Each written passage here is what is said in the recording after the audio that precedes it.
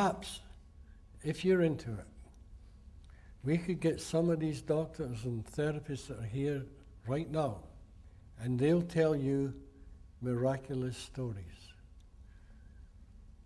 See, I can talk all I want, and it's only talk.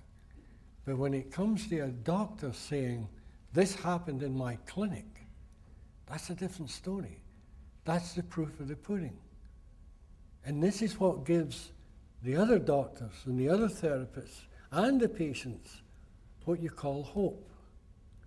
And if we can give you hope that there is a cure, then that's a great thing. To change the world, you've got to help each other. It's like a domino effect. If Bill helps you, you help somebody else. That somebody else helps somebody else, and it just keeps going. And that's what you call sharing love. Sharing wisdom. And wisdom is love. It really is. Wisdom is a God-given intelligence before the contamination of human thought. And it lies inside, dormant. Now, when I say inside, I don't mean inside the body. This is just a way to try and express the unexpressible. Inside means really beyond time, space, and matter. And you're connected to those three principles that lie before time, space, and matter. And those three principles are the wisdom you're looking for. But you can't find it because you're caught up in a divine illusion. And your own little mind, your own little thought system is jamming it because you see an illusion. You go past the illusion, and there it is. People say, well, how do you do that? Try and find a quiet mind. You can't think your way into a quiet mind. All you have to do is just be. That's all. Just be. And that quiet mind will take you there. But you'll never find it with a busy mind. So the more you think about what I'm saying, the worse it'll be for you. Don't think about it. If you get a nice feeling, enjoy it. That's the way. If you're driving home, don't try and figure it out. But I bet you 90% of you will. But it's when you get, all of a sudden, you know how some people will say, I was having a shower, and suddenly I realized, or I was driving down the road, and I just realized, wow, it's my own thoughts that were creating the problem, because they weren't thinking. And the greatest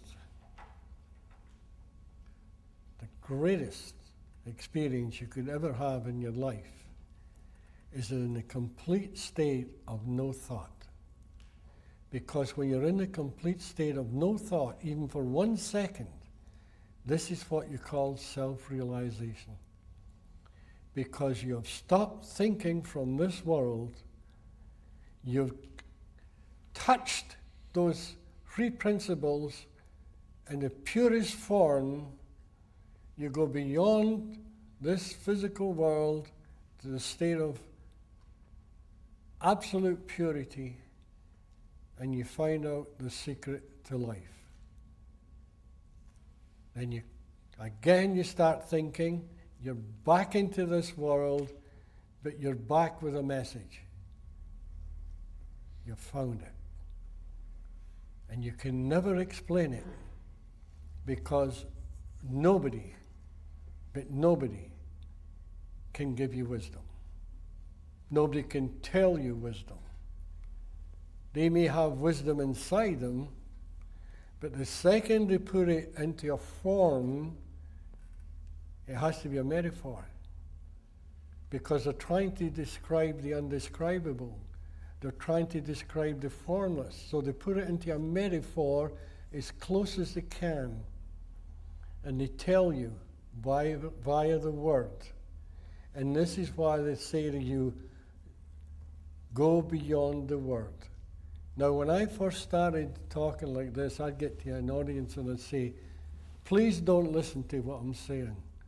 And they'd say, wait a minute, what kind of nut is this? We come here to listen to him and we're not supposed to listen to his words? I don't want you to listen to my words. You know why? Because you'll start believing me. And if you start believing me, that means to say you're following whatever I'm saying. I don't want that. I want you to be your own person. I want you to go beyond my words. Go inside, have an insight. That's a sight from within. Find your own wisdom, and you say, wow, you know what I just found? Then I'd say to you, good for you. I'm proud of you. Because you're not listening to me, you're listening to a little voice deep in your soul. And do you know what soul is? Pure consciousness. You know how some people will say you're losing your soul? You're losing your consciousness. You're losing your understanding. You're going astray. Then somebody will come along and say, I know you're going astray. I'll take you back again. Just listen to this story, and they'll tell you a story. And you think, well, it's just a story. No, it isn't. It's a metaphor. And if you listen very carefully, you go beyond the word. That's what George was trying to tell people the other day, how to listen. And quite often we talk to people and they'll say, well, I am listening. I say, no, you're not. You're not hearing what I'm saying. Yes, I am. And they can repeat the words. They'll repeat the words and they'll say, you're saying mind, consciousness, and thought. I've got a pet parrot that could say that. But that doesn't mean to say the pet parrot knows what he's talking about. It's the understanding beyond the words of mind, consciousness, and thought. Now, a lot of the Eastern philosophies, they talk about big mind and little mind. They're talking about what they call God mind, or universal mind, or the spiritual mind. Then they talk about the little mind being your freedom of thought. But in reality, there isn't a big mind and a little mind, because that's a duality. There is only one mind. And unless you see in the singular, you will never find it. You have to see in the singular. And if you hear in the singular, this is where the deaf will hear and the blind will see. Because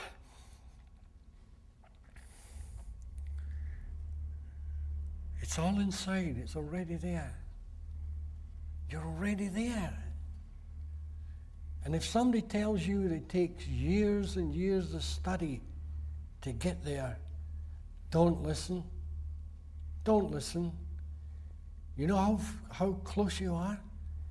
You're one thought away.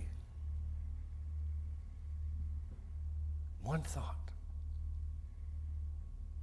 Then you've got it. 2 thoughts, you're getting close. 3 thoughts, you're not so close. 100 thoughts, you're really getting away. 1,000 thoughts, you're really missing the boat. People say, you know what I think? I say, no, I'm not interested. Because it's a world of thought. And if you can find the secret to thoughtlessness, and I've had people say to me, you know, Sid, you're full of it. I say, okay, how come? Well, I'm talking about one particular person a long time ago. Well, I've been in that state of no thought, and I didn't like it one bit.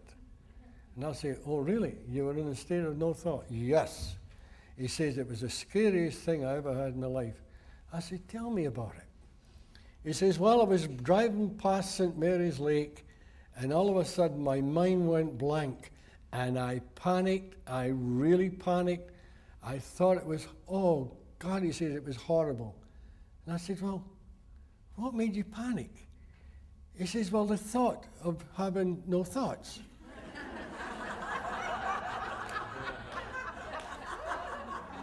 So, you know, something's wrong here. Now, the state of no thought is, do you know when you, I don't know if I should say this or not. You know when you die, everybody becomes enlightened. Everybody. And that's the beauty. And I don't care who says that somebody's judging you or not. That's not true. It's only the human mind that judges. When you die, you will see that this world has been, for you, a divine illusion, and you've gone home. But the only thing is, you're dead. You don't live to tell the tale. But enlightenment, you do live to tell the tale.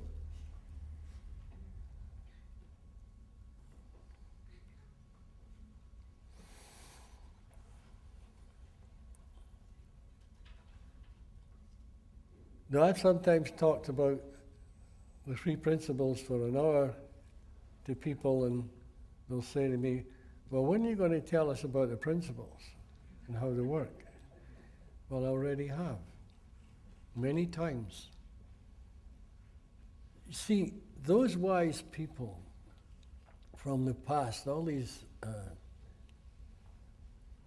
great mystics, they'll take you by metaphor to the door.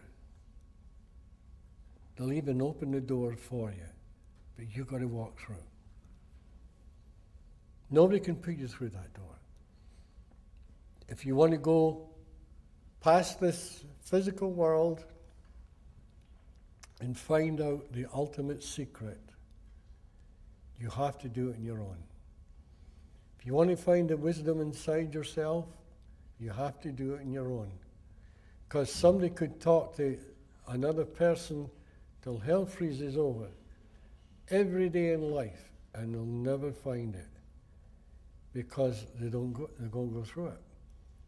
And here's another beautiful thing. Some people will say, well, I've been talking to this man that really knows, or this woman that really knows what they're talking about for 40 years, so I know more than you. Time is an illusion. And somebody can walk in here, sit down for 5 minutes, and be ahead of you, me, and everybody else. So don't ever be fooled by anybody saying to you, I'll have to teach you because I've been listening for X amount of years. That has nothing to do with it. If that's the case, those people do not know that this life is an illusion. It's an illusion. It's a divine illusion, and it's held within the boundaries of time, space, and matter. And this is why time, space, and matter are illusions. You see, this is all tied into physics. Mind, conscious, and thought are all tied up.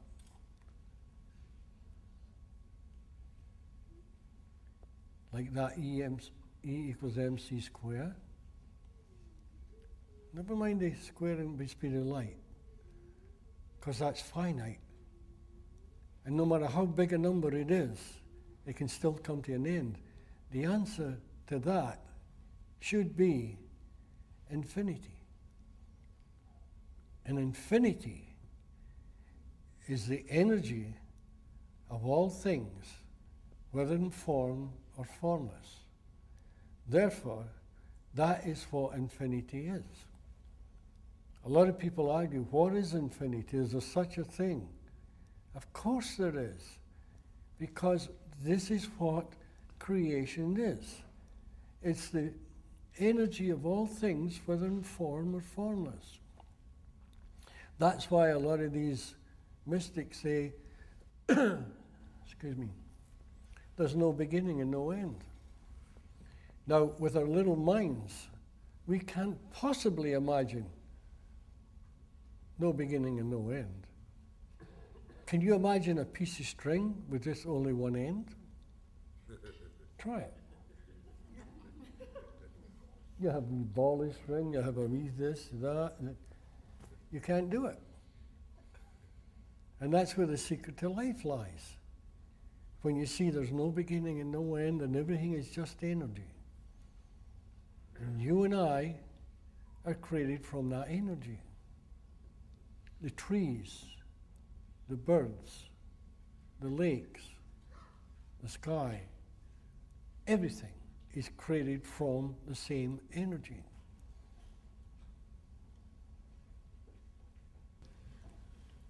It's an illusion.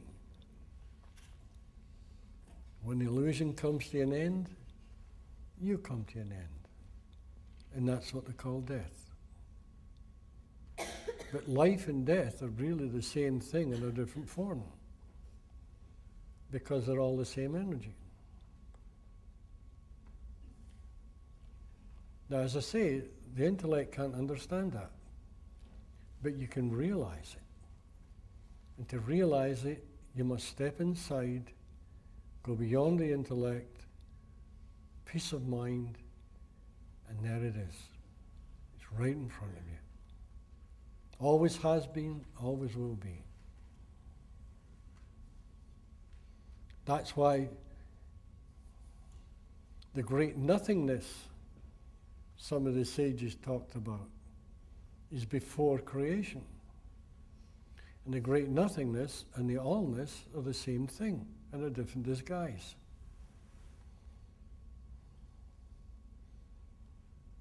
Would you like to explain that one, George? Yeah? Nobody can. How can you explain nothing? Formlessness. Formlessness and nothing are the same thing. And this is where space is an illusion.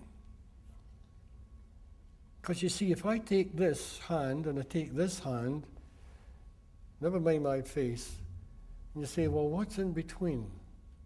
What's in between here and here?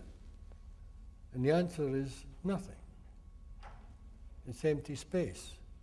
That's not true. Because this hand is created from the formless energy that has taken a form. This hand is the same energy, the formless energy that has taken a form.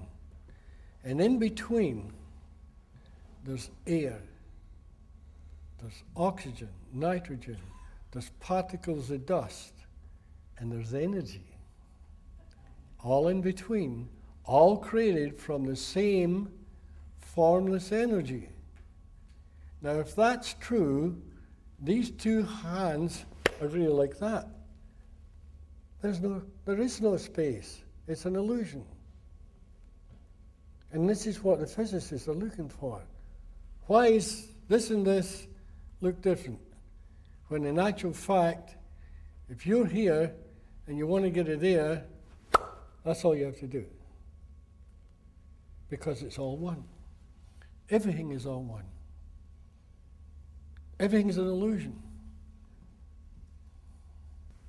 Well, thank you very, very much for coming. I really appreciate it. And on behalf of Bill and I, we really thank you.